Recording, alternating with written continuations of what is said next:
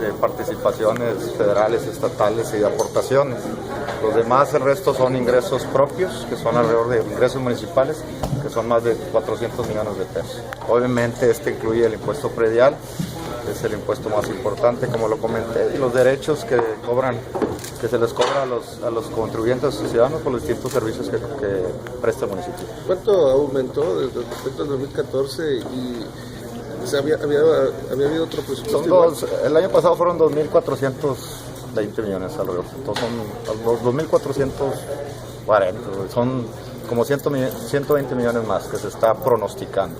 No omito manifestar que es una proyección y obviamente no estamos considerando lo que me comenta el señor presidente, que se está tratando de obtener recursos del presupuesto de la federación, que son alrededor de 800 millones de los proyectos que se presentaron. De lo que se logre conseguir o aterrizar estos proyectos, pues se incrementaría a los 2.500 millones. Siendo una proyección, ¿puede ser que esto pudiera disminuir estrepitosamente? De acuerdo a los antecedentes y a la experiencia que tenemos, difícilmente baja, ¿verdad? Hay un porcentaje pequeño. Obviamente, lo que es participaciones del gobierno federal, pues esto compete dependiendo de la recaudación a nivel federal, ¿verdad? Del Fondo General de Participaciones que se tiene, en el cual participamos todos los municipios y gobiernos de los estados. Puede suceder, pero muy pocas veces sucede. Este año, de hecho, se manifestó aquí en el Cabildo que hubo una disminución de cierta participación federal. No a la participación. Hay unos programas federales en los cuales son aportaciones. En el caso del programa Hábitat, hubo una, no disminución, sino fue un monto diferente al año anterior. El año anterior fueron alrededor de 17, 18 millones de pesos y este año fueron alrededor de 8 millones. Pero esto se debió a que cambió las reglas de operación de este programa, en el cual ya no hay una asignación por parte de la Federación y el Estado de este recurso, sino se participa en una bolsa general a nivel nacional.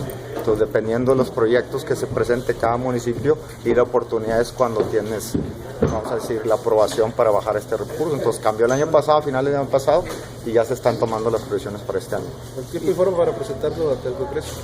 Es a más tardar el 10 de noviembre. Entonces, yo creo que tenemos mucho tiempo para enviarlo al Congreso. ¿Cuándo tendrían ustedes una respuesta si fue aprobado? Y no, pues es un anteproyecto de ley. No hay que olvidar que el que tiene la facultad de determinar contribuciones es el Congreso local, que son los diputados. Entonces el municipio tiene obligación de presentar un anteproyecto de ley. Más sin embargo, ellos pueden hacer las adecuaciones, modificaciones que ellos consideren como diputados.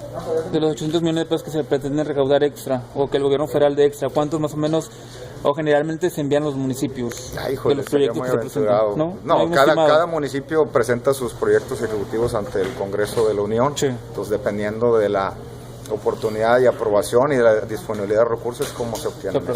El presidente y el primer ministro indicaron que este era un presupuesto un tanto conservador. Sí, por supuesto. Sí, por supuesto. Se está determinando en base a los datos históricos que tenemos de los años anteriores.